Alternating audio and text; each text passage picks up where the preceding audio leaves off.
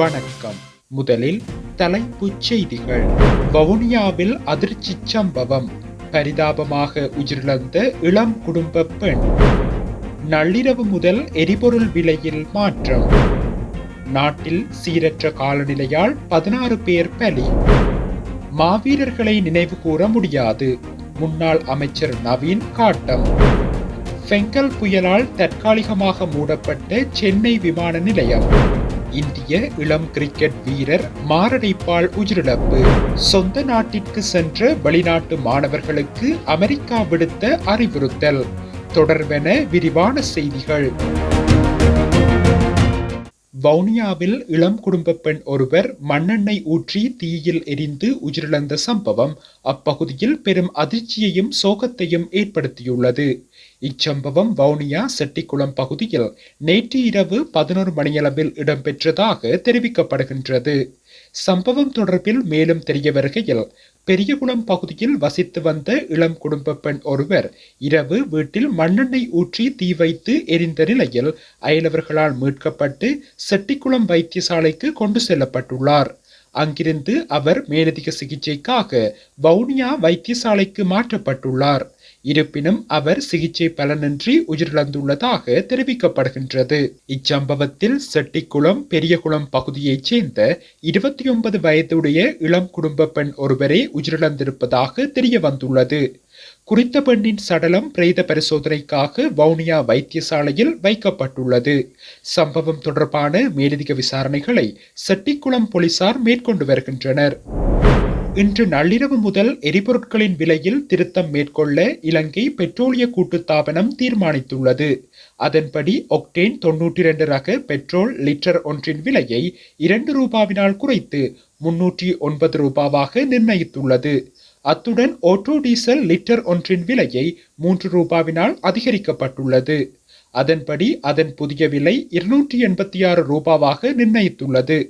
அதே நேரம் மண்ணெண்ணெயின் விலை 5 ரூபாவால் அதிகரிக்கப்பட்டு அதன் புதிய விலை 188 ரூபாவாக நிர்ணயிக்கப்பட்டுள்ளதாக இலங்கை பெட்ரோலிய கூட்டுத்தாபனம் தெரிவித்துள்ளது.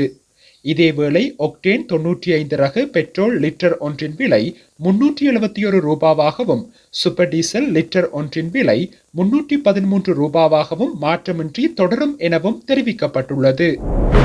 நாட்டில் நிலவும் சீரற்ற காலநிலையால் 16 பேர் உயிரிழந்துள்ளனர். 24 மாவட்டங்களில் நிலவும் சீரற்ற காலநிலையால் 1,38,944 குடும்பங்களைச் சேர்ந்த 4,65,746 பேர் பாதிக்கப்பட்டுள்ளனர். வெள்ளம் மற்றும் மண் சரிவால் 16 பேர் பலியாகியுள்ளனர். 19 பேர் காயமடைந்துள்ளனர். 98 வீடுகள் முழுமையாகவும் 2,333 வீடுகள் பகுதியளவிலும் சேதமடைந்துள்ளன. இதனை அனர்த்த முகாமைத்துவ மத்திய நிலையம் உறுதிப்படுத்தியுள்ளது. 8,984 குடும்பங்களைச் சேர்ந்த 29,596 பேர் இடைத்தங்கல் முகாம்களில் தங்க வைக்கப்பட்டுள்ளனர்.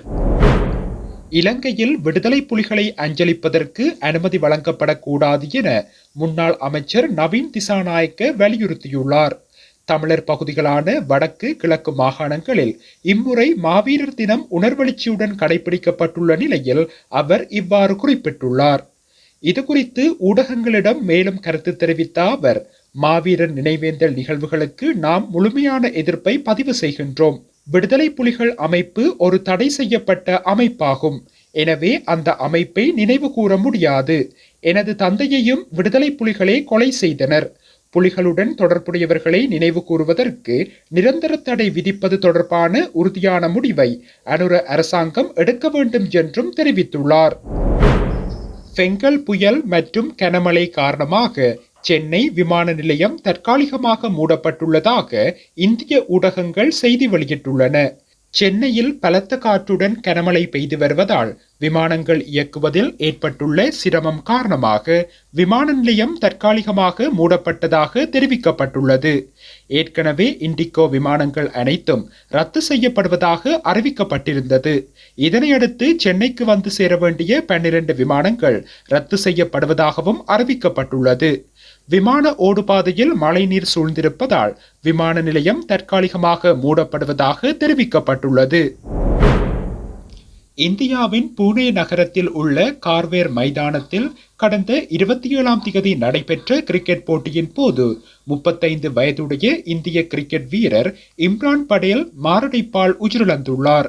போட்டியின் போது இம்ரான் படேல் தனது இடது கை மற்றும் மார்பில் வலியிருப்பதாக நடுவர்களிடம் கூறி பின்னர் மைதானத்தில் நடந்து சென்று கொண்டிருக்கும் போது திடீரென மாரடைப்பு ஏற்பட்டு மயங்கி வீழ்ந்துள்ளார். கிரிக்கெட் போட்டியை நேரலையில் ஒளிபரப்பும் போது இந்த காட்சிகள் கேமராவில் பதிவாகியுள்ளன. இதனையடுத்து இம்ரான் படேல் வைத்தியசாலையில் அனுமதிக்கப்பட்ட நிலையில் அவர் ஏற்கனவே உயிரிழந்து விட்டதாக வைத்தியர்கள் தெரிவித்துள்ளனர். அமெரிக்காவில் சமீபத்தில் நடந்து முடிந்த ஜனாதிபதி தேர்தலில் டொனால்ட் ட்ரம்ப் வெற்றி பெற்ற நிலையில் ஜனவரி 20ஆம் திகதி ட்ரம்ப் பதவியேற்க உள்ளார். இதனையடுத்து டொனால்ட் ட்ரம்ப் பதவியேற்பை முன்னிட்டு அமெரிக்காவில் உள்ள பல்வேறு கல்லூரிகள் மற்றும் பல்கலைக்கழகங்களில் படித்து வரும் வெளிநாட்டு மாணவர்களில் தற்போது சொந்த நாட்டிற்கு சென்றுள்ள மாணவர்களை உடனடியாக அமெரிக்காவிற்கு திரும்புமாறு அந்தந்த கல்லூரிகளின் சார்பில் அறிவுறுத்தல்கள் வழங்கப்பட்டு வருகின்றன. டொனால்ட் ட்ரம்ப் ஜனாதிபதியாக பதவியேற்றதன் பின்னர் சர்வதேச பயணங்கள் தொடர்பாக கட்டுப்பாடுகள் அல்லது தடைகள் விதிக்கப்படலாம் என எதிர்பார்க்கப்படுவதாகவும் அதன் காரணமாகவே இத்தகைய அறிவுறுத்தல்கள் வழங்கப்படுவதாகவும் தகவல்கள் வெளியாகியுள்ளன.